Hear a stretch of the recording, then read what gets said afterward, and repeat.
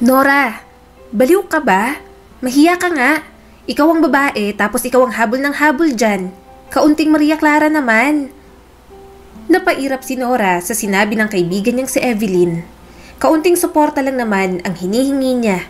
Nakasalalay sa gagawin niya ang kanyang kinabukasan. Hindi naman ako naghahabol Gusto ko lang makita si Simon. Masama ba yun? Saka, alam mo namang high school pa lang. Gustong gusto ko na si Simon. Suportahan mo na lang ako, okay? Nakangiting dahilan pa ni Nora. Napailing na lang si Evelyn. Ewan ko, anong tumama sa'yo? Bakit baliw na baliw ka sa Simon na yan? Nanlaki ang mga mata ni Nora. Te, sino bang hindi? Nasa kanya ng lahat ng type ko. Gwapo, matangkad, matalino, at syempre mabango. Ideal man ko talaga si Simon, kaya wag ka na kumontra. Sige na. Bumilis ang tibok ng puso ni Nora habang papalapit sa pasukan ng mga engineering student. Napatingin siya sa salamin ng sasakyan at tiningnan kung maayos ang kanyang sarili. Hinaplos niya ang kanyang buhok at inayos ang kanyang postura. Sinubukan niyang maging mukhang confident sa kabila ng kaba. Maya-maya, natanaw niya na si Simon. Nang makita niya agad sa isang kiosk si Simon, kasamang mga kaibigan nito, hinila niya agad si Evelyn. Teka, Nora, dahan-dahan lang. Yung sapatos ko, baka masira yung takong. Singhal ni Evelyn sa kanya. Pero wala nang pakialam si Nora. Kailangan niya ng full support nito. Ngayon na nga lang siya maglalakas loob lumapit. Sawang-sawa na si Nora kakasulyap kay Simon mula sa malayo. Simon, yung buntot mo nandito na Natatawang sabi ng isang kaibigan ni Simon. Napairap na lang si Nora. Binangga niya ang kaibigan ni Simon at lumapit sa binata. Hi Simon, pinuntahan na kita kasi hindi ka sumasagot sa mga chat ko Sumilip si Simon sa relo nito. Nora, medyo busy ako Hindi talaga ako nakikipag-usap sa chat. Wala akong hilig sa mga ganon. Nadurog ang puso ni Nora, ngunit nagpatuloy siya. Gusto ko lang pag-usapan ng project nating dalawa. Kailangan ko kasi ng mga insights mo kaso hindi ka na nga nagre-reply. Huminga ng malalim si Simon. Hindi ko muna inuuna yon kasi minor subject lang din naman at madali lang naman.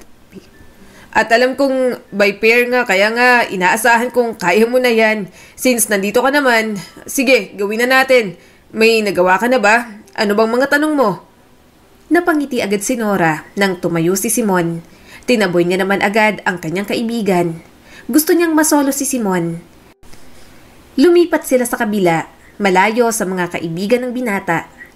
Maikli lang sumagot si Simon sa mga tanong niya, pero masaya pa rin siya dahil kausap niya ang lalaki na gusto niya. Bawat salitang binibitiwan ni Nora para rito, may halong paghanga. Gayunpaman, kitang-kita niya pa rin ang kawalang interes ni Simon. Nora, alam kong gusto mo si Simon pero eto, ang pangit na talaga tingnan. Sabi sa kanya ni Evelyn nang matapos sila ni Simon kanina. Huminga ng malalim si Nora. Alam ko naman ang ginagawa ko pero Evelyn, hindi mo maiintindihan. Gustong-gusto ko talaga siya. Mahal ko na nga yata Hindi ako magpapakasal kahit kanino maliban kong si Simon. Gagawin ko lahat. Kahit na maging kami lang hanggang sa huli. Napabuntong hininga si Evelyn at umiiling-iling. Hindi lang naman to tungkol sa nararamdaman mo. Tungkol din sa nararamdaman niyang isipin mo. Halata namang walang gusto sa'yo si Simon. Pinagtatawanan ka pa nga ng mga kaibigan niya Hindi mo mapipilit ang isang tao na magustuhan ka. Hindi ko naman siya pinipilit. Pinanghahawakan ko lang ang pinaniniwalaan ko. Hindi niya lang nakikita ang efforts ko pero makikita niya rin to. Magugustuhan niya rin ako, Evelyn. Hindi pa rin magawang maging kumbinsido ni Evelyn. Ipangako mo lang na mag-iingat ka. Protektahan mo ang sarili mo sa nararamdaman mo. Kaibigan mo ako at pinsan rin. Kaya ayokong nakikita kang nasasaktan. Tumango si Nora. Oo naman, pero hindi mo kailangan mag-alala. Kaya ko ang sarili ko. Kahit anong feelings ni Simon, buo na ang desisyon niya. Ipapakita niya rito ang totoong nararamdaman niya. Hindi siya magpipigil. Mas mabuting maging papansin kesa naman itago na lang ang kanyang pagmamahal para sa binata. Kaya nang makahanap si Nora ng pagkakataong mas lalong mapalapit kay Simon, sinunggaban niya kaagad. Huwag mong gawin. Lagot ka sa mga magulang mo kapag nalaman nila. Paalala sa kanya ni Evelyn. Kasama ni Nora sa boarding house si Evelyn. Bukod sa matalik niyang kaibigan, pinsan niya rin naman ito. Malayo ang bahay nila at sa probinsya pa. Si Evelyn lang naman ang mga mata niya sa kanyang mga magulang, pero nasusuhulan niya. Kaya hindi pa rin siya nahuhuli kapag gusto niyang gumimik. Nora, ano ba? Makinig ka naman. Seryoso ka bang lalabas ka ngayong gabi, ha? May pag-alala na may halong frustration ang ekspresyon ni Evelyn. Pilit nang umiti si Nora. May kikitain lang akong kaibigan. Naningkit ang mga mata ni Evelyn. Nakita ko ang pangalan ni Simon sa text mo. Pupunta ka sa birthday party ng isang kaibigan niya, hindi ba? Nalaman mong invited siya kaya pupunta ka rin. Invited ka ba ng kaibigan ni Simon, ha? Napalingon siya kay Evelyn. Oo naman hindi naman magiging malakas ang loob ko kung hindi ako invited. Saka, birthday party lang naman yon. May kaunting inuman pero okay lang dapat yon. Nasa hustong gulang na naman ako para gumawa ng sarili kong desisyon at hindi naman kailangan malaman ng parents ko yon. Hay nako, magagalit ang mga magulang mo kapag nalaman nila. Giit ni Evelyn at humakbang papalapit. Alam mo kung gaano sila kahigpit. Nilalagay mo lang sa alanganin ng sarili mo dahil sa Simon na yan. Ang desperada mo na. Hindi naman nila kailangang malaman. Matigas na sabi ni Nora. Gusto ko lang makita si Simon. Ano bang masama ron? Gusto ko talaga siya. Hindi rin ako desperada. Iba na lang talagang panahon ngayon at malay mo diba? Makita rin ni Simon lahat ng efforts ko. At totoo naman ang nararamdaman ko para sa kanya. Huminga ng malalim si Evelyn. Halata ang pagkadismaya nito. Sige, pero kung may nangyaring mali, wag mong sabihing hindi kita binalaan. Kinuha ni Nora ang kanyang jacket.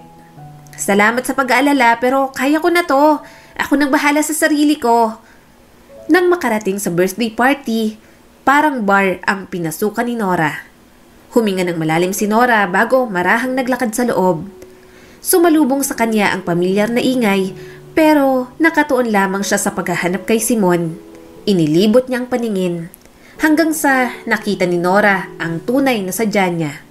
Si Simon, abala sa pakikipag-usap sa isang grupo ng mga kaibigan. Napangiti siya nang makitang tumawa ito.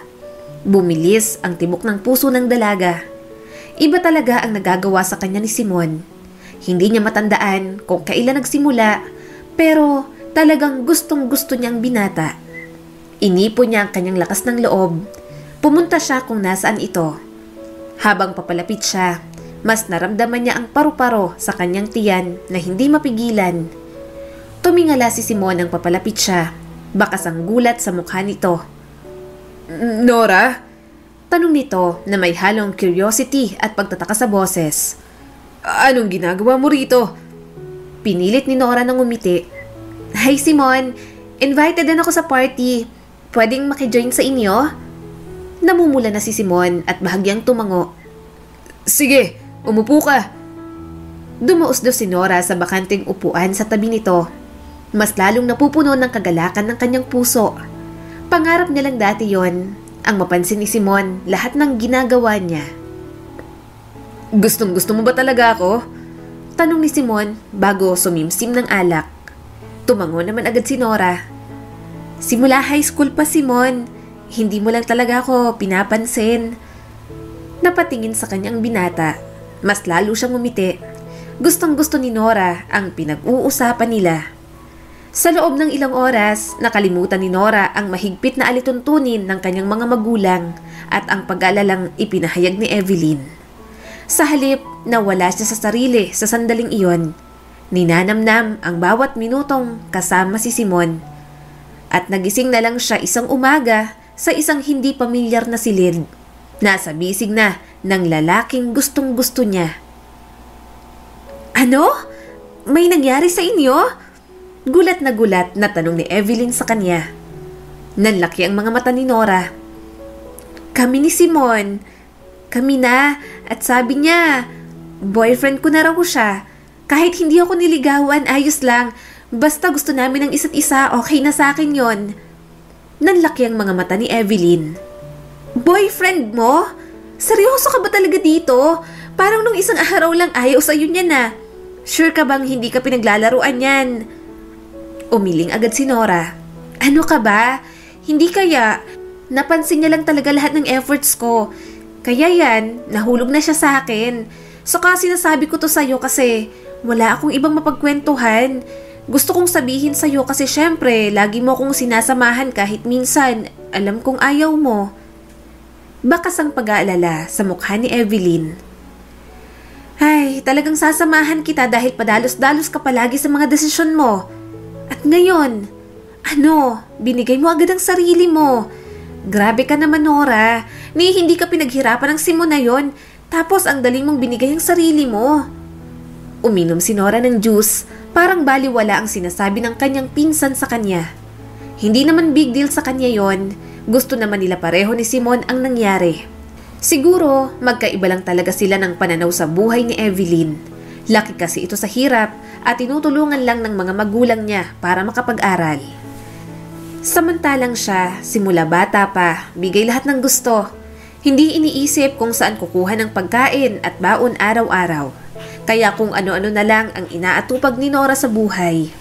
Nag-aaral naman siya pero hindi naman niya nakakalimutan ni enjoy ang kanyang kabataan. Sinisikap niyang magkaroon ng kaligayahan sa ibang bagay para hindi niya maisip na walang oras ang mga magulang niya sa kanya. Hindi niya masyadong iniisip ang future niya dahil alam niya namang siya rin ang magmamana ng mga lupain ng kanyang mga magulang. Huwag kang OA, Evelyn, natatawang sabi ni Nora. Okay, sige, bahala ka sa gusto mong isipin sa reaksyon ko pero sigurado ka ba dito? Ibig kong sabihin, paano kung may mali? Like, what if mabuntis ka? Tanong nito sa kanya. Mahina siyang tumawa. Di mabuti, mas talong kami na talaga ni Simon ang magkakatuluyan. Humalukip-kip si Evelyn. Nora, hindi na nakakatawa. Nag-aaral ka pa kung ano-ano nang inaatupag mo. Siyempre, hindi lang naman ikaw ang mapapagalitan kapag nalaman nila to. Pati ako. Kasi kaya nga ako pinag-aaral ng mga magulang mo para may kasama ka. Tapos, heto ka't pasaway naman sa kanila. Hindi mo na napagtatanto kasi bata ka pa.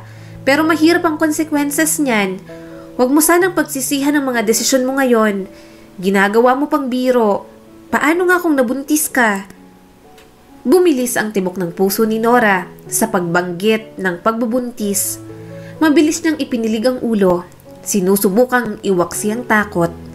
Nangangamba rin naman siya pero hindi katulad ng nararamdaman ni Evelyn para sa kanya. Kung mabuntis man siya ni Simon, paninindigan naman niya yon at sana panindigan din yon ng kanyang boyfriend. Napabuntong hininga si Nora. Hindi, Evelyn, hindi mangyayari yon. Nag-iingat naman kaming dalawa. At saka si Simon pa ba, mataas pangarap nun. Mahirap lang sila kaya gusto ring makapagtapos ng pag-aaral. Nahawaan niya rin kaya ako. Nag-aaral na rin ako ng mabuti pero syempre, kapag may time lumandi, ginagawa rin namin. Pero hindi pa rin matanggal ang pag-aalala nito sa kanya. Tiningnan niyang mabuti ang kanyang pinsan. Hindi niya alam kung ano pang pwede niyang sabihin para lang mapanatag na ito. Ayoko lang naman na magkaroon ka ng problema ng dahil dito. Ang mga magulang ko, ang mama ko, maagang nabuntis. Kaya tingnan mong buhay namin ngayon. Hindi kami kayang patapusin sa pag-aaral. Hindi muna inayos ang sarili bago magkaroon ng anak. Isa pa, mahigpit ang mga magulang mo sa'yo at alam mo naman siguro yan. Hindi sila masyadong open-minded sa mga relasyon, lalo na sa mga ganito. Bahagyang bumagsak ang mga balikat ni Nora. Naiintindihan ko. Kaya nga sinabi ko sa'yo, sa tingin ko, mas mabuti kung panatilihin nating pribado ang tungkol sa relasyon namin ni Simon, kahit man lang sa ngayon. Alam niya na ang paglilihim sa kanyang bagong relasyon kay Simon, isang mahirap na desisyon, pero lalasapin niya muna. Masaya naman siya at iyon muna ang mahalaga kay Nora. Pero ang relasyong gusto niyang ilihim, mukhang mahihirapan siyang itago. Buntis ako, Simon, sabi ni Nora sa kanyang boyfriend. Ilang sandaling hindi kumibo si Simon, nanlaki ang mga mata at kumurap ng ilang beses. Buntis ka? Akala ko ba umiinom ka ng pills? Magkasama pa nga tayong bumili nun, di ba? Lagi ko pang pinapaalala sa'yo. Halos hindi marinig ang boses ni Simon. Napalunok si Nora. Iniinom ko naman pero naging busy ako, nawala sa isip ko. Nag-take ako ng test, pumunta na rin ako sa clinic at buntis nga ako. Sinapo ni Simon ang mukha nito. College pa lang tayo, Nora. Hindi natin to plano. Pareho tayong hindi pa handa. Nadurog ang puso ni Nora sa kawalan ng pag-asa sa kanyang boses. Alam kong hindi to perfect timing para sa ating dalawa. Pero nangyari na, Simon. Hindi ko alam kung anong gagawin ko pero kailangan kita rito. Hindi ko alam ang susunod na gagawin. Napailing si Simon. Hindi ko rin naman alam ang gagawin ko. Mabibigo ko rin ang mga magulang ko. Inaasahan nila akong makapagtapos sa pag-aaral. Pinaglaruan ni Nora ang kanyang mga daliri. Alam niya naman ang sitwasyon ng buhay ni Simon. Kaya lang, natatakot din siya. Kung aamin siya sa mga magulang niya, gusto niyang kasama si Simon. Kung aamin siya sa mga magulang niya, gusto niyang kasama si Simon. Biglang tumayo si Simon. Kailangan ko ng oras para mag-isip. Nahihirapan ako mag-isip ng maayos ngayon, Nora. Namuuna ang mga luha niya. Simon, kailangan nating panindigan to. Pareho naman nating ginusto to eh. Parang ang daming gumugulo sa isip ni Simon. Pabalik-balik ito sa paglalakad. Sinusuklay nito ng kamay ang buhok. Hindi mo naiintindihan. Hindi ko alam kung kaya ko maging mabuting ama. Hindi ko alam kung handa na ba akong maging responsable sa panibagong buhay. Napayuko si Nora. Natatakot din naman ako, Simon. Akala mo ba handa rin ako? Hindi ko rin inaasahan to pero nangyari na eh. At gaano man tayo katakot, kailangan nating harapin to. Hindi natin to pwedeng takasan. Hindi nagsalita si Simon pero mukhang wala naman itong balak takbuhan ang responsibilidad. Kaya sabay na silang humarap sa pareho nilang mga magulang. Naawa siya kay Simon nang dumapo ang kamao ng ama nito sa mukha ng kanyang boyfriend. Gulat na gulat siya at takot na takot pero hindi niya pa rin iniwan si Simon. Anong kalokohan to, Simon? Ni wala ka pang napapatunayan sa buhay mo at nangako ka pa sa amin ng nanay mong magtatapos ka sa pag-aaral. Pero itong ginawa mo, may nabuntis kang babae. Galit na sigaw ng tatay ni Simon. Bakas ang takot at pagkabigo sa mukha ng kanyang boyfriend. Pasensya na po. Alam ko pong nagkamali ako. Pero nandito na rin po kasi to. Paninindigan ko na po si Nora. Huminga ng malalim si Nora. Hindi siya makatingin ng diretsyo sa mga magulang ni Simon. At alam niya rin na ganoon ang magiging reaksyon ng kanyang mga magulang. Kaya hindi na siya nagulat nang ang mga ito naman ang kanilang harapin. Pakasalan mo ang anak ko! Ayokong mabuntis ang anak kong hindi man lang siya kasal. Sobrang na-disappoint ako sa nangyaring to. Bakas pa rin ang galit sa mukha ng kanyang ama. Napabuntong hininga na lang si Nora. At least, naharap na nila ang galit ng kanilang mga magulang. Iisipin niya na lang kung paano ang maging asawa at maging ina sa anak nila ni Simon. Di masaya ka na. Ikakasal ka na sa lalaking pinapangarap mo. Napairap si Evelyn sa kanya. Sinamaan niya ito ng tingin. Masaya, syempre, pero hindi sa ganito. Alam kong dahil sa nangyari, nasira ko rin ang pangarap ni Simon na maging isang engineer. Tumabi sa kanya si Evelyn. Alam mo bang usap-usapan dyan sa labas, ha? Napinikot mo lang naman daw si Simon. Alam din kasi na patay ka naman talaga sa kanya. Kaya nang magkaroon ng pagkakataon, nagpabuntis ka na. Parang may tumusok sa dibdib ni Nora. Hindi ko magagawa yun kay Simon. Oo, gustong-gusto ko siya para sa akin pero hindi sa paraang mapapatigil kami sa pag-aaral at magkakaroon ng problema sa mga magulang namin. Hindi ko naman sinadya yun eh. Talagang nawala sa isip kong uminom ng pills. Masakit talaga para kay Nora yon. Alam niyang desperado siya sa pagkuha ng atensyon ni Simon noon. Pero hindi ibig sabihin na may intensyon siyang pikutin ito at itali sa kasal nang hindi pa sila parehong handa. Para tuloy biglang pinagsisihan niya ang pagiging agresibo noon sa pagpapakita ng tunay na damdamin niya para kay Simon. Pero anong magagawa niya? Ganun naman talaga ang pagkatao ni Nora. Hindi siya mag-a-adjust para sa ibang tao dahil yon ang kanyang nakasanayan. Wala rin naman siyang tinatapakang tao, wala rin siyang inagawan ng boyfriend. Kaya anong mali kung siya ang unang nagpakita noon ng motibo kay Simon? Basta alam niya sa kanyang sarili na hindi niya pinikot ang lalaki. Hindi lang talaga sila naging maingat pareho. At ngayon, haharapin nila ang mga kapalit ng kanilang mga ginawa. Niyakap siya ni Evelyn. Basta kung anong marinig mo sa labas, wag mo na lang pansinin o patulan. Siguro magbabago ang tingin nila kapag matagal na. Pinag-uusap-usapan ka lang kasi wala naman silang mapag-usapan. Saka alam mo naman niyang si Simon, maayos talagang tingin sa kanya ng mga tao dito sa atin. Feeling nila, ikaw ang masamang impluwensya sa kanya. Napasinghap si Nora. Ako pa talaga, hindi nga nila alam kung ano-anong mga pinag-aagawa rin ni Simon sa syudad eh. Pareho lang kami kung tutuusin. Hindi lang nila nakita at mas kayang balansehin ni Simon ang mga ginagawa niya. Mas lalong sumama ang kanyang timpla. Hindi alam ni Nora kung bakit parang sa kanya ang lahat ng sisi. Pareho lang naman silang naging pabaya ni Simon. Pero kung tingnan sila ng mga tao, parang siya lang ang may kasalanan sa lahat ng nangyari. Magpapakasal ka na talaga, Simon. Mahirap yan. Spoiled brat yang si Nora. Narinig ni Nora na sabi ng isang kaibigan ni Simon. Napailing naman ang kanyang mapapangasawa. Wala namang kaso sa akin yon. Kuha ko naman ang ugali ni Nora. Mabait naman yung kahit minsan may topak. Pinag-aalala ko lang yung pag-aaral ko. Nahihiya ako sa mga magulang ko eh. Binigo ko sila. Hindi ko nagawang makatapos ng pag-aaral. Tinapik ng kaibigan ni Simon ang balikat nito. Ayos lang yan. Hindi ka na rin naman lugi. May kaya naman ang pamilya ni Nora.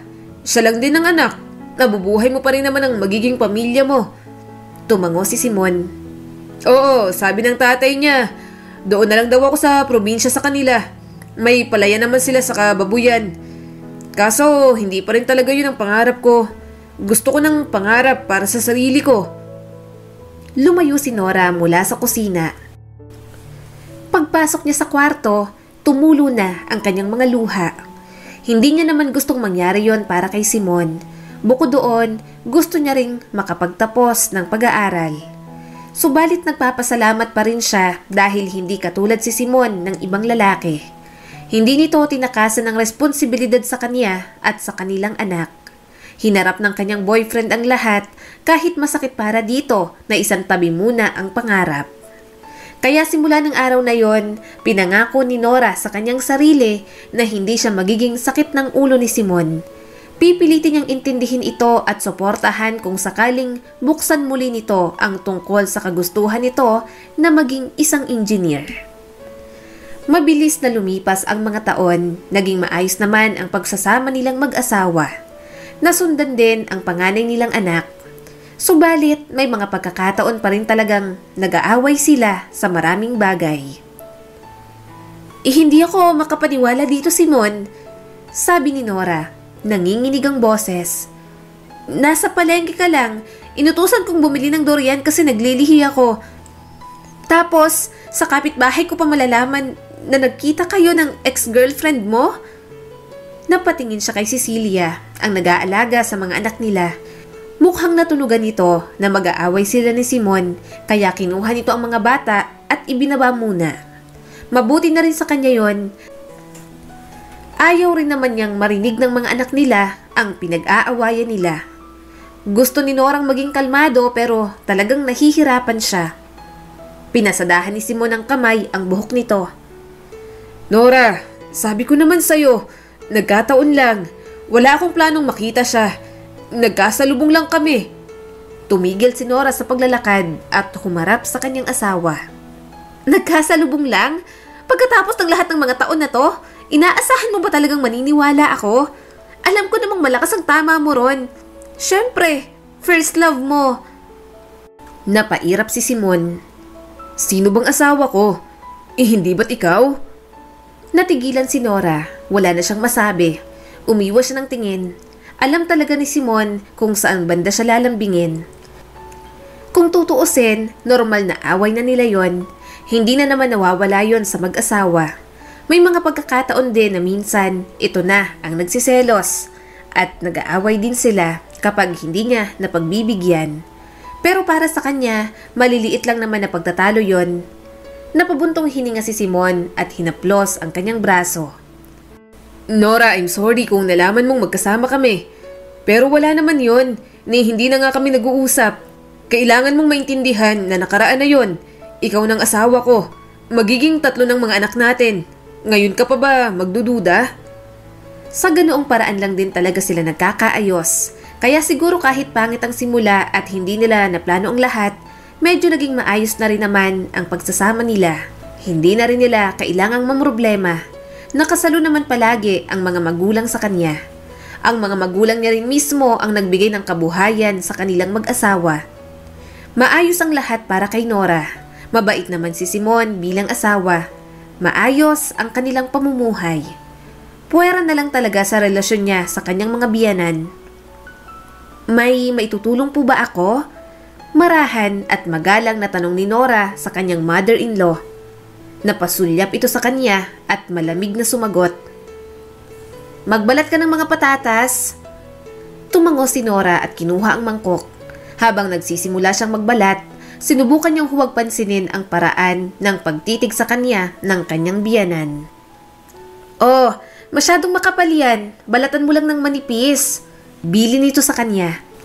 Sayang ang patatas, mahal pa naman ang kilo niyan ngayon. Inayos ni Nora ang pagkakahawak sa kutsilyo. Bahagyang namumula ang pisngi. Sorry po, Nay. Mas sanay po kasi ako sa peeler. Nagpatuloy na lang ang kanyang biyanan sa ginagawa nito. Pagkatapos mo dyan, hiwain mo ang mga yan.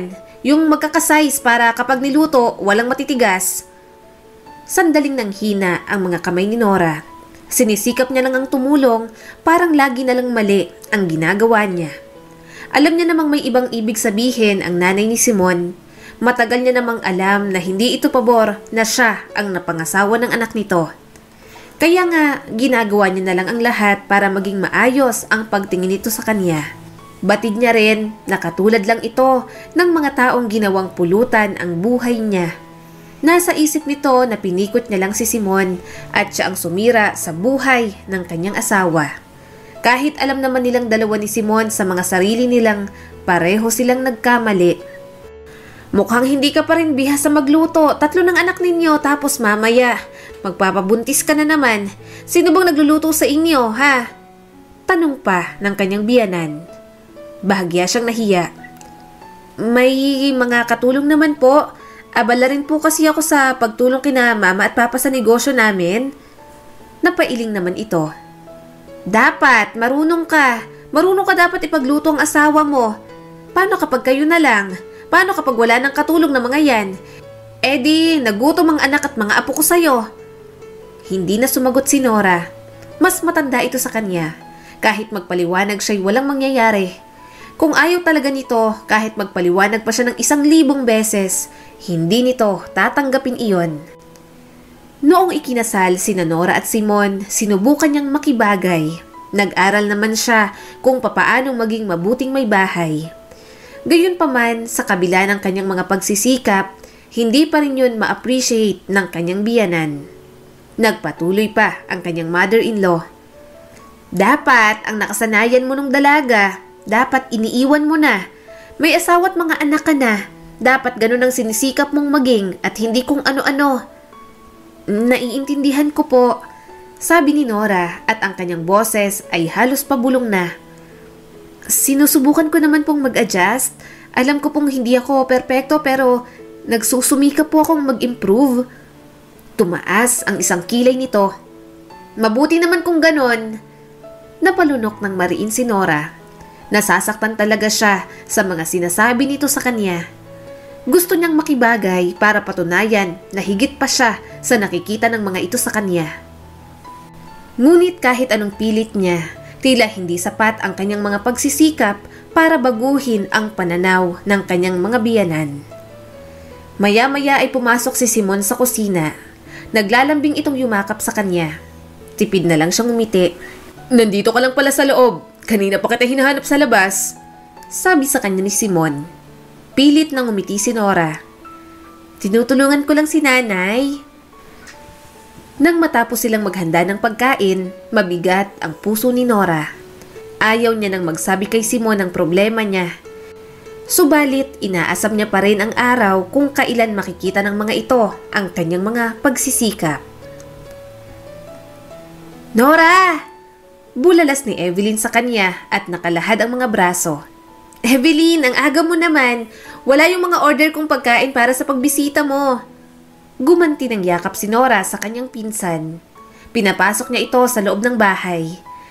Napangiti siya sa itsura ni Evelyn. Talagang mukha na itong isang career woman. Hindi naman siya naiinggit. Masaya lang talaga siya para dito.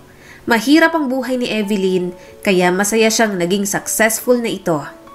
Tumawa si Evelyn. Kailangan kong bumisita. Marami na akong utang sa mga pamangkin at inaanak ko. May maganda na akong trabaho sa Maynila, kaya may mga dala na akong pangregalo sa mga anak mo. Mahinang tumawa si Nora. Hindi naman kailangan. Sana tinabi mo na lang. Pero salamat pa rin. Masyado rin talaga akong naging busy. Ang daming trabaho. Akala ko kapag may promotion, mas masarap ang buhay. Mas marami pala na trabaho. Namomroblemang sabi pa ni Evelyn. Mahina siyang tumawa. Gustong-gusto talaga ni Nora kapag bumibisita ito sa kanya. Walang usap na hindi siya naboboring. Mas lalo lang din pinapatatag ng panahon ang pagkakaibigan nila. Nang dumating na ang mga order niyang pagkain, dinala ni Nora si Evelyn sa mesa sa kusina. Nang maupo na sila sa kanilang mga upuan, hindi nawala ang ngiti ni Nora. Hinangaan niya ang dating ni Evelyn ng mga sandaling yon. Tila mas confident na at mas blooming kesa sa dati. Masaya kong makita kang successful, Evelyn. Napunta rin sa maganda lahat ng sakripisyo mo para sa pamilya mo. Sabi ni Nora, sabay buhos ng juice sa mga baso nila. At namiss din kita. Ano na, kailan ka ba mag-aasawa? Para namang nayamot bigla si Evelyn. Ay nako, wala pa sa isip kong mag-asawa, no? Huwag akong pag-usapan natin. Ikaw, kumusta ka na? Hinay-hinay kayo. Ilan na bang anak ninyo? Pang-apat na yung nasa tiyan mo ah. Hindi ka ba nahihirapan? Ang sakit kayang mga anak. Kapag nagkaasawa ako, sasabihin ko, isa lang ang anak namin. Mahinang tumawa si Nora. Okay lang naman. Sanay na rin naman ako. Saka kaya naman naming buhayin ng mga bata. Gusto ko rin naman na marami silang magkakapatid. Tingnan mo ko, mag-isa lang kaya parang palaging ang lungkot sa bahay. Kaya ngayon, 4 na muna. Yun nga lang, sakit sa ulo kapag sinasaway. Tiningnan siyang mabuti ni Evelyn. Pero, hindi ko maiwasang mag-alala. Kumunot naman ang noo ni Nora. Mag-alala? Tungkol saan? Nag-alinlangan si Evelyn. Huwag ka sanang ma-offend, pero tumataba ka na. Hindi naman sa sinasabi kong matakaw ka, pero alam ko naman na dahil yan sa panganganak mo. Sana lang alagaan mo ang sarili mo. Tingnan mo nga ang bata mo pa pero ang haggard mo na. Hindi ko to sinasabi sa'yo para laitin ka. Sinasabi ko lang para mapansin mo. Kasi mga bata pa lang tayo, kilala na kita. Alam kong maarte ka pagdating sa sarili mo. Saka mamaya, ipagpalit ka ng asawa mo. Naisip niya na rin naman yon. Sobrang kilala talaga siya ni Evelyn. Para maisip nito ang iniisip niya, nabibilib lang talaga siya. Pero, pinipilit na lang ni Nora ang kanyang sarili na hindi iyon magagawa ni Simon. Wala naman itong babae. Mas focus din ito sa kanilang mag-iina kaya hindi siya nag-aalala. May pinong kirot sa dibdib ni Nora.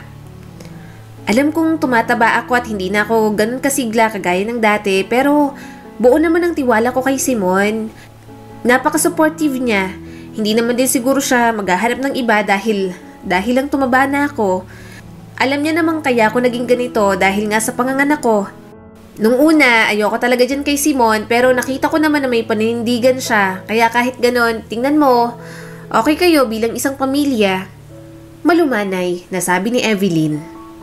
Pero hindi lang tutungkol kay Simon o sa pagsasama nyo. Tungkol din sa'yo, Nora.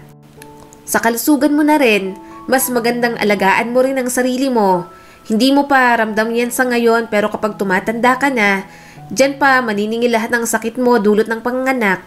Kaya habang maaga pa, alagaan mo ng sarili mo. Napabuntong hininga si Nora. Pinapahalagahan ko ang pag-aalala mo, Evelyn. May tiwala rin ako sa relasyon naming dalawa ni Simon. Mahal ako ni Simon sa kung sino ako at hindi ako masyadong nag-aalala tungkol sa paghahanap niya ng iba. Hindi na maghahanap yon, kontento na yun sa akin. Nang bumalik ang usapan sa mas magaan na paksa, muling napuno ng tawanan ng kusina. Nakaramdam ng kagalakan si Nora. Naiintindihan niya naman ang sinasabi ni Evelyn sa kanya. Hindi ito magsasabi ng ganoon kung hindi ito tunay na kaibigan sa kanya.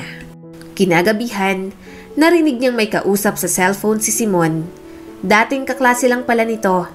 Narinig niya kung paanong matuwa si Simon dahil engineer na ang kaibigan nito.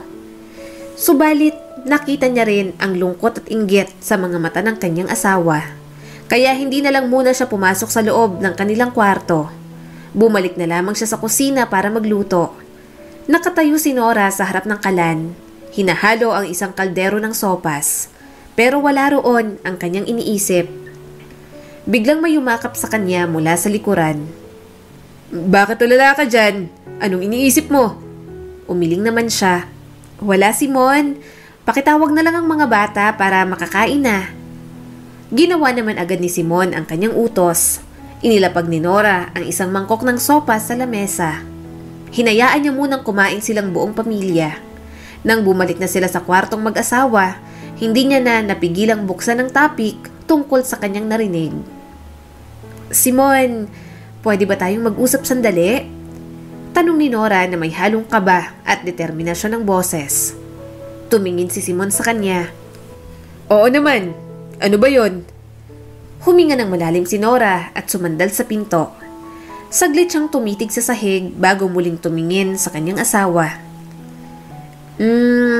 Narinig ko na kausap mo ang dati mong kaklase kanina. Panimula ni Nora. Kumunot naman ang noon nito. Oo, tinanong niya kung kumusta na ako. Sabi ko naman, eto, may pang-apat na anak na. Tumango si Nora pero nasasaktan para kay Simon. Alam kong proud ka pa rin sa kung anumang buhay na mayroon tayo ngayon at nagpapasalamat ako sa lahat ng nagawa mo. Pero hindi ko maiwasang makonsensya. Kinailangan mong isuko ang mga pangarap mo para sa amin. Naaalala ko kung gaano mo kagustong maging engineer. Parang tinigil mo na rin ang buhay mo para sa aming mag-iina. Umiling si Simon at inabot nito ang kanyang kamay. Nora, pinili kong nandito para sa'yo at sa pamilya natin. Hindi ko to pinagsisisihan. Oo, naiinggit ako sa iba. Hinihiling na sana nandun din ako sa posisyong yon. Pero okay na din naman ako sa buhay natin ngayon. Hindi rin naman tayo naghihirap. Pero pinag-iisipan ko na hindi pa rin nawawala sa iyo ang pangarap na yon at gusto kong tulungan kang makamit mo yon. Gusto kong tapusin mo ang degree mo at maging isang engineer tulad ng dati mong gusto. Nanlaki ang mga mata ni Simon sa gulat. Anong ibig mong sabihin? Gusto ni Nora na hindi na nakabahid sa kanya ang mga salitang pinikot niya lang si Simon, na siya ang dahilan kung bakit hindi nakamit ng asawa niya ang pangarap nito. Gusto niyang patunayan sa lahat na hindi siya ang dahilan ng pagbagsak ni Simon sa buhay. At hindi niya itinatali sa kanyang asawa niya sa mahigpit na paraan. Hindi siya katulad ni Simon, wala naman masyadong pangarap si Nora. Siguro dahil alam niya sa sarili niyang may mamanahin siya at yon ang kanyang pagtutuunan ng pansin. Pero si Simon, alam niyang mula bata pa, may gusto na itong tahaking karera. Gusto ni Nora na matandaan ng mga tao na siya ang klase ng asawang kayang suportahan ang mister sa kahit na anong bagay. Hindi na siya ang dating spoiled brat, silosa at desperadang babae. Para sa kanya, magiging tagumpay niya rin kung magiging tagumpay sa buhay si Simon. Hinawakan ni Nora ang kamay nito. Gusto kong bumalik ka sa school. Alam kong matagal na pero handa akong suportahan ka kahit sa anong paraan. Napalunok si Simon. Talaga? Gagawin mo yon? Pero wala akong sariling pera para pag-aralin ng sarili ko, Nora. Saka kahit nagtatrabaho ako, galing pa rin sa'yo at sa mga magulang mo lahat ng natatamasa ko ngayon. Maswerte na nga lang ako na silang sumasagot ng mga gastusin para sa mga bata. Dapat sa akin yun eh. Dapat ako ang mas naghihirap para sa kanila. Mahina siyang tumawa. Ano ka ba? Pero ko rin naman yon, pinaghihirapan ko rin. At bakit mo iniisip yan? Mag-asawa tayo. Kung anong asset ko, asset mo na rin. Pag-aaralin kita. Naniniwala ako sa'yo, Simon. Gusto kong magkaroon ka ng pagkakataon para matupad ang pangarap mo. Sandaling natahimik si Simon. Nora, sigurado ka ba talaga? Pinisil ni Nora ang kamay nito. Sigurado ako. Gusto kong gawin to para sa'yo at para na rin sa atin. Kaya mo yan. Alam kong isang bagay din naman ang pag-aaral na gustong-gusto mo talaga. Bata ka pa rin naman, kaya kaya pa yan. Mahigpit siyang niyakap ni Simon. Nora, hindi mo alam kung gaano kahalagang ibig sabihin nito para sa akin. Hindi ko inaasahan na iaalok mo ito. Mahinang tumawa si Nora. Mahalaga sa akin ang mga pangarap mo at gusto kong maging bahagi ng pagtulong sa'yo na makamit ang lahat ng yon. Siyempre, asawa mo ko. Napangiti si Simon. Salamat, Nora. Noon pa man ay gusto ko na talagang matapos ang degree ko. Pero kinalimutan ko na lang dahil lumalaki ng pamilya natin. Kaya masaya kung susuportahan mo ko ngayon. Para siyang hinihele sa nararamdamang kagalakan ng kanyang asawa. Gusto niyang iparating dito na hindi pa huli ang lahat. Na hindi siya o ang mga anak nila ang puputol sa pangarap nitong matagal na nitong gustong maabot. Kaya nang magsimula ng mag-aral ang kanyang asawa, bukod sa pinansyal, mas binigyan niya pa ito ng maraming suporta. Kahit kapapanganak niya pa lang, siya muna ang kumilos para sa negosyo. Matatanda na rin naman ang mga magulang niya, kaya silang dalawa na lang talaga ni Simon ang inaasahan. Mas madalas mawala ng oras si Simon at naiintindihan niya yon. Katulong niya rin naman ang kanyang mga magulang sa pag-aalaga ng kanyang mga anak. Dahil sa sobrang busy, minsan nakakalimutan niya na ang kanyang sarili. Hanggang sa nakagraduate na rin si Simon, siya ang may pinakamalakas na palakpak para dito. Napaiyak pa nga siya sa labis na pagka-proud sa kanyang asawa. Alam kong maganda ka at may pera ka pero iba pa rin ang healthy, Nora. Ako nang nagdala ng mga vitamins mo at mga pampaganda. Babaeng to, tuwing bibisita ako sa'yo, lagi ka nalang mukhang stress. Lagi ka nalang nasa opisina mo. Maglakad-lakad ka naman kahit mag-jogging sa umaga. Kung nandito lang ako palagi, baka nahila na kita palagi tuwing umaga. Sabi sa kanya ni Evelyn. Napangiti siya at tiningnan ang mga dala nito. Para talaga silang magkapatid. Minsan, parang nanay niya na rin kung umasta si Evelyn. Ganun pa rin sila ka-close kahit may asawa at mga anak na siya. Malapit na kasi ang board exam ni Simon at mas lalo ring natambak sa akin ng mga trabaho kaya talagang ako lang ang kumikilos dito. May mga problema pa sa mga pananim kaya kailangang tutukan. Salamat dito sa mga dala mo. Nakangiting sabi niya kay Evelyn. Alam niyang kapag natupad na ni Simon ang pangarap nito, magiging okay din ang lahat para sa kanya. Kapag medyo stable na, saka naman aasikasuhin ni Nora ang kanyang sarili. Sa ngayon, ipapaubayan niya muna ang oras para kay Simon. Pero mukhang mas mapapabayaan ni Nora ang sarili niya sa mga hamong darating sa pagitan nilang mag-asawa. Baka naman sa amin na ng tatay mo ang kaunting porsyento ng sahod mo kapag nagkaroon ka ng trabaho, Simon. Total, mapera naman ang asawa mo at siya naman talagang gumagastos para sa pamilya ninyo. Hirit ng kanyang mother-in-law kay Simon. Napalingon si Nora sa mga ito. Hindi naman big deal sa kanya yon. Masaya nga siyang natutulungan ni Simon ang mga magulang nito. Bukod doon, nang maospital ang ama ng kanyang asawa, siya rin naman ang gumastos. Kahit ayaw ng mga ito sa kanya, para sa kanya, pamilya niya rin ang pamilya ni Simon. Tumango naman ang kanyang asawa. Sige po, Nay. Bibigyan ko naman po talaga kayo. Kaya nga nagsikap din po ako para matulungan naman kayo. Pangbawi po na binigo ko kayo ni tatay noon. Nakapasa na sa board exam si Simon. Lumipas ang mga buwan, nakahanap na rin ito ng trabaho. Yun nga lang, malayo sa probinsya ang trabaho nito. At naawa naman siya kung uuwi pa si Simon sa kanila. Kaya binilhan niya na lang ito ng apartment malapit sa trabaho nito. Napag-usapan din kasi nila ni Simon na mga 3 taon lang din itong magtatrabaho bilang engineer para naman masabi nilang nagamit nito ang pinag-aralan. Pagkatapos noon, babalik na ulit sa kanilang asawa niya at tutulungan siyang muli sa negosyo. Bumibisita na lang sila rito ng mga bata 1 beses sa 1 linggo. Minsan, ito na rin ang umuwi sa probinsya. Depende sa oras kung kailan ito libre. Malaki ang tiwala ni Nora kay Simon. Alam niyang trabaho lamang ang inaatupag nito kahit malayo sa kanila. Pero mukhang masisira ang tiwalang iyon dahil sa balitang darating sa kanya. "Oh, Evelyn, napatawag ka. Anong meron?" Tanong niya rito. Narinig niyang bumuntong hininga si Evelyn. "Actually, nakita ko si Simon kanina. Naghahapunan siya sa bagong restaurant kung saan kami kumain ng workmates ko kanina."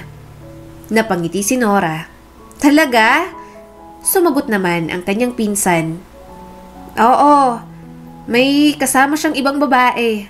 Mukhang sobrang intimate ng usapan nila kanina." Bumilis ang tibok ng puso ni Nora. "Ibang babae?"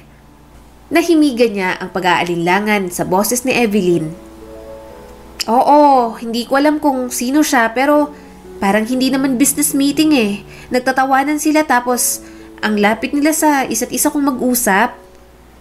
Sinubukan ni Nora na maging kalmado pa rin. "Sigurado ka ba? Ibig kong sabihin, nagtatrabaho si Simon dyan. Imposible namang may ibang babae siya. Baka naman kliyente lang talaga yung kausap niya." Huminga ng malalim si Evelyn. "Mas maganda siguro kung kausapin mo na lang din ang asawa mo para mapanatag ka. Hindi ko rin kasi talaga alam. Pero iba kasi talagang kutob ko sa nakita ko kanina." Kaya naman kahit gabi na, bumiyahe pa rin siya papunta sa apartment ni Simon. Hindi siya makakatulog ng maayos hanggat hindi ito kinokompronta. Hindi na nga siya nakapag-ayos, basta sumakay na lang siya sa kanyang sasakyan.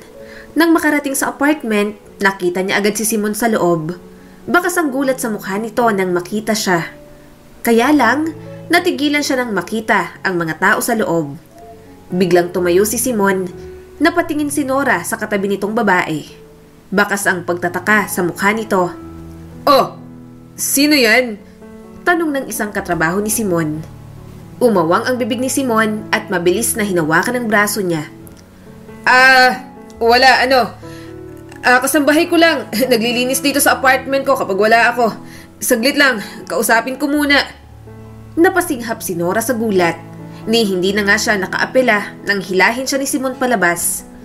Nang malapit na sila sa sasakyan, saka siya nagpumiglas sa pagkakahawak nito. "Teka, sandali. Bitiwan mo nga ako?" Hindi niya na napigilang sumabog. "Anong tinawag mo sa akin kanina? Kasambahay mo? Kailan mo pa ako naging kasambahay, ha?" Nandun siya para kumprontahin ito kung may babae nga ito. Pero mukhang sa ibang dahilan talaga siya magagalit.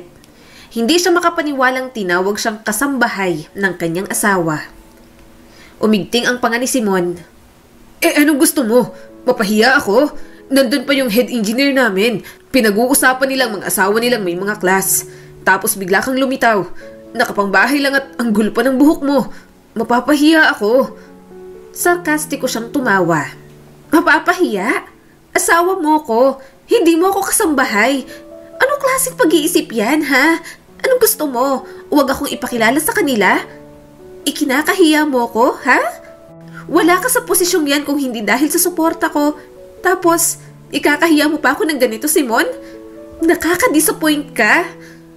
Sumakay siyang muli sa kanyang sasakyan. Pumunta si Nora doon para malinawan sa mga sinabi ni Evelyn. Pero uuwi lang din pala siyang lalong masama ang loob sa kanyang asawa. Habang nasa biyahe, panay ang pagtulo ng mga luha ni Nora. Gusto niyang ipagsigawan sa loob na siyang asawa para mapahiya si Simon. Pero hindi siya ganoon. Kapag naging padalos-dalos siya lang din ang magmumukhang katawa-tawa. "Nag-away ba kayo ng asawa mo, anak?" Tanong sa kanya ng kanyang ina. Bakit ayaw mong papasukin ang bahay? Umiling siya kaagad. Haway na, tampuhan lang po, ma. Huwag niyo na po munang papasukin, hayaan niyo pong umalis. Doon na siya sa Maynila. Nandun naman po ang buhay niya, kaya doon na siya. Sinundan pala siya ng kanyang asawa. Hanggang umaga na siyang umiiyak. Naiinis pa rin siya kay Simon. Ayaw niya munang makausap ito dahil baka sumabog lang siya ulit sa galit. Hindi niya pa naman mapigilan ang sarili kapag sobrang galit na galit siya. Bumalik na rin naman si Simon sa Maynila. May trabaho pa rin naman kasi itong dapat balikan. Gayunpaman, araw-araw itong tumatawag at nagte-text sa kanya. Kaya kahit papaano, lumambot din ang kanyang puso sa mga panunuyo nito. Saan po tayo pupunta, mama? Tanong ng kanyang anak sa kanya. Nginitian niyang bata. Sa papa ninyo, anak. Bibisitahin natin ang papa ninyo. I-surprise natin siya. Anniversary din kasi namin kaya magpatulong na kayong magbihis kay Ate Cecilia para makaalis na rin tayo. Inabala naman ni Nora ang kanyang sarili sa pag-aayos. Medyo nababawasan na rin ang kanyang timbang. Aayusin niya talaga ang kanyang sarili para naman hindi na nila pag-awayan iyon. Kaya niya naman talagang mag-ayos. Wala lang siyang panahon dahil sa negosyo at pag-aasikaso sa kanyang mga anak. Nang makapagbihis, sumakay na silang mag-iina sa sasakyan. Kitang-kita niyang excited ang kanyang mga anak. Mas lalo siyang napangiti. Pagdating sa apartment, wala pa si Simon. Alam niyang may trabaho ito kaya alam ni Nora ang time kung kailan ito uuwi. Nagkaroon sila ng time makapag-decorate sa apartment. Mama, papatayin po natin ang ilaw. Kunwari, walang tao kapag dumating na po si Papa. Tanong ng kanyang bunso sa kanya. Inilabas ni Nora ang cake. Oh, anak, ikaw ang magbuhay mamaya ah. Sige na, ready na ako. Malapit nang umuwi ang papa ninyo. Naghanda na nga sila sa sorpresa para kay Simon. Maya-maya'y narinig na nila ang ugong ng sasakyan ng kanyang asawa. Sa pagbukas ng pinto, padabog pang naisara yon at may mga ungol din silang narinig. Sa pagbukas ng ilaw, sa halip na si Simon ang masorpresa, silang mag-iina ang nasorpresa sa tumambad sa kanila. Si Simon, kahalikan ng isang babae at parang mga ahas na magkalingkis pang mga katawan. Natigilan ang mga ito nang bumukas ang ilaw. Nanginig ang boses ng panganay niyang anak. Papa? Bakas ang gulat sa mukha ng dalawa at agad na naghiwalay. Walang nagsalita, walang kumilos, hanggang sa nabasag ng mga hikbi ng kanyang mga anak ang katahimikan. Ni hindi alam ni Nora kung papaano magre-react. Hindi niya alam kung anong mas uunahin. Ang magalit, masaktan, o ang ialis muna ang mga anak niya mula sa tagpong iyon. At sa pagkakataong yon, kahit galit na siya, inuna niya muna ang kanyang mga anak. Halina kayo, lumabas muna tayo. Nanginginig ang boses na sabi niya at pinalabas ang kanyang mga anak sa apartment.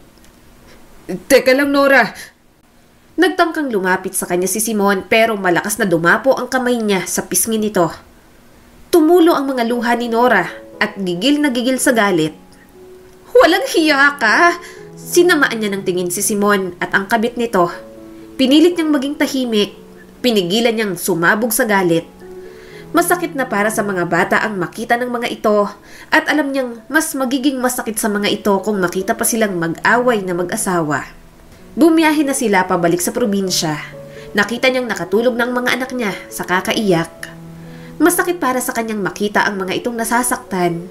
Kaya kahit gustong-gusto niya nang magwala kanina, mas inisip niya ang mga ito. Nang makarating sa bahay, hinabili niya muna kay Cecilia ang mga anak niya. Hindi siya mapakali. Sobrang namomroblema siya. Walang tigil ang pagluha ni Nora. Ano bang nangyari, anak?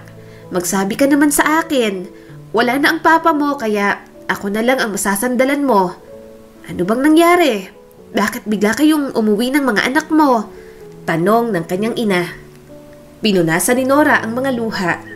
Naabutan po namin ng mga bata na may babae si Simon sa apartment. Gustong-gusto ko pong sumabog sa galit pero inuna ko po ang mga bata. Kaya umuwi na po muna kami. Bakas ang gulat at galit sa mukha ng kanyang ina. Ang lalaking yon, pagkatapos naming bigyan ng kabuhayan at iyong pag-aralin, nagawa pa ito sa'yo? Maya-may narinig niya ang ugong ng sasakyan ni Simon sa labas. Mabilis siyang tumayo at lumabas ng bahay. Bago pa ito makapasok, sinalubong niya na ito ng sunod-sunod na sampal. Nora! Bakas ang namumuong luha sa mga mata nito. Ano? Masarap ba? Ha? Doon ka na. Diba? Kinakahiya mo ako na asawa mo? Pwes, doon ka na. Huwag na huwag ka nang magpapakita rito, Simon. Umiiyak niyang sigaw. Tumulo ang mga luha ni Simon. Nora! Yung mga bata! Tinulak niyang asawa. Ano? Ngayon, nagsisisi ka? Oo, nakita ng mga anak mo. Nakita nilang kalokohan mo. Nakatatak na yun sa utak nila. Hindi lang ako sinaktan mo, pati ng mga anak mo. Napayuko si Simon. Sorry. Sorry? Ha? Malakas niyang sigaw. Bakit ka magsusorry kung paulit-ulit mo lang din gagawin? Kunwari, sinusuyo mo pa ako. Ibang babae na palang tumatrabaho sa'yo. Ayoko maniwala sa sinabi sa akin ni Evelyn. Kasi, dinner date lang naman yon. Inisip ko, baka kliyente mo lang.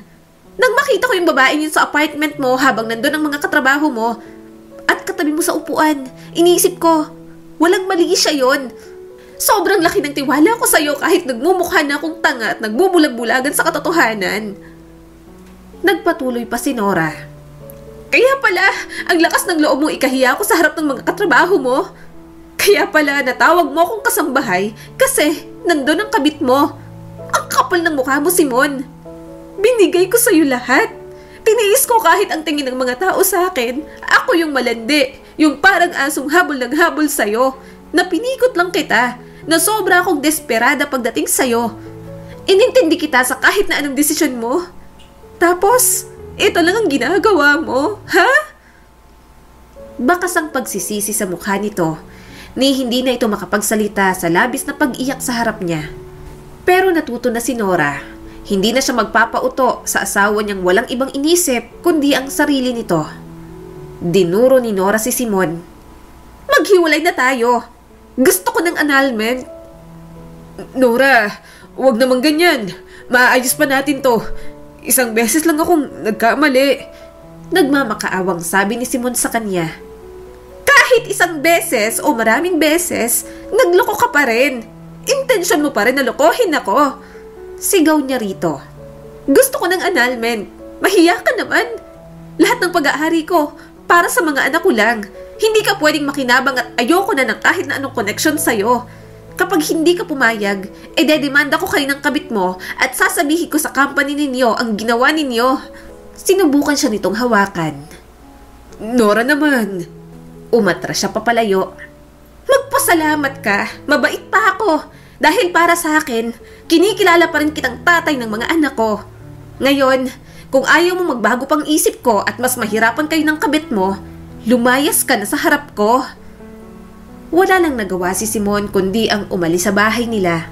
Nang makaalis na ito, doon na mas lalong bumuhos ang kanyang mga luha. Mahal na mahal niya si Simon kaya masakit para sa kanya ang paalisin ito. Gayunpaman, hindi siya mangmang para manatili pa sa pag-ibig na kinakahiya at kaya siyang ipagpalit sa iba. Simula ng araw na yon, nagbago na ang takbo ng buhay ni Nora. Mabuti na lang talaga, nasa tabi niya ang kanyang ina, si Evelyn at ang kanyang mga anak para damayan siya. Kahit papaano, unti-unti na siyang nakakabangon. Hindi na rin niya sinubukang makibalita pa kay Simon. Ang alam niya lang, umalis na ito sa apartment na binili niya. Mabuti na lang, may kahihiyan pa rin naman ang kanyang asawa. Unti-unti na rin nilang na-process ang annulment. Gusto niyang malinis lahat. Nais niyang matapos na talaga kung ano ang mayroon sa kanila. Haharap sa dating asawa para sa annulment ha, hindi para makipagbalikan. Biro ni Evelyn sa kanya nang makita siyang nag-aayos. Mahina siyang tumawa. Wala no, gusto ko lang mag-ayos. Feel ko lang, ang ganda ko ngayong araw. Napangiti naman si Evelyn. Maganda ka naman palagi, pero mas maganda ka nga ngayon. Parang bumalik ang dati kong kaibigan. Ang blooming mo at ang sexy mo na ulit. Napangiti rin siya at tiningnan ang sarili sa salamin. Malaki ng pinagbago niya. Mas gumaan ang aura niya at halatang nawala na lahat ng stress sa nakaraang taon. Upo ka, mahinang sabi ni Simon sa kanya. Napailing na lang si Evelyn nang makita ang pagkamangha sa mukha nito. Pero wala na siyang pakialam. Huling balita niya, naghiwalay na ito, pati ng kabit nito. Nalaman din ng mga katrabaho ng mga ito ang relasyon ng dalawa, kaya napilitan na ding mag-resign. Pinag-usapan na nila ang tungkol doon. Nang makauwi siya, nabigla naman siya nang makita niya ang dating mother-in-law niya na nagwawala sa harap ng kanyang bahay. "Anong ginagawa mo rito?" Naiinis na tanong ni Nora. Dinuro siya nito. "Ikaw? Hiwalay na nga kayo ng anak ko, pero pinipilit mo pa rin siyang magpadala ng pera sa inyo. May kaya ka naman. Gahaman ka pa." Napailing si Nora. "Ano? Hindi ko pinipilit si Simon na magbigay ng pera. Desisyon niya yon at gusto niyang ibigay para sa mga bata. Hindi ko kailangan ng sustento niya pero mapilit pa rin. Kaya bakit hindi siyang pagsabihan mo at doon ka na lang sa kanya magwala? Kung pwede nga lang na mawalan kami ng koneksyon, nagawa ko na." Pero nagpatuloy pa rin ang ginang. "Ang sabihin mo, gustong-gusto mong pinapahirapan ng anak ko. Walang hiya ka? Akala mo kung sinong mayaman at maganda?" Hindi niya na lamang ito pinakinggan at pumasok na lamang sa loob.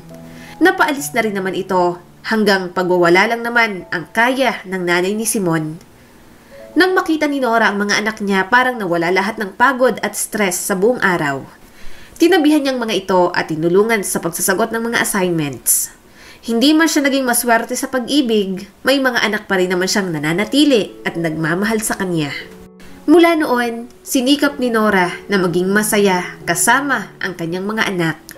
Kontento na rin naman siya sa kanyang buhay kahit wala siyang asawa. Ang kwentong ito ay nagpapaalala sa atin na kapag mahal natin ang isang tao, simbolo ng katapatan natin sa kanila ang pagiging proud, kahit na hindi sila maintindihan ng iba. Kung dumating ang araw na magkaroon tayo ng asawa at kung may pangit tayong nakikita sa kanila, responsibilidad nating tulungan sila at suportahan sa halip na palitan at humanap ng iba. Muli, ito po si Skylar Guro at sana may bago na naman kayong natutunan sa kwento natin ngayon. Maraming salamat po.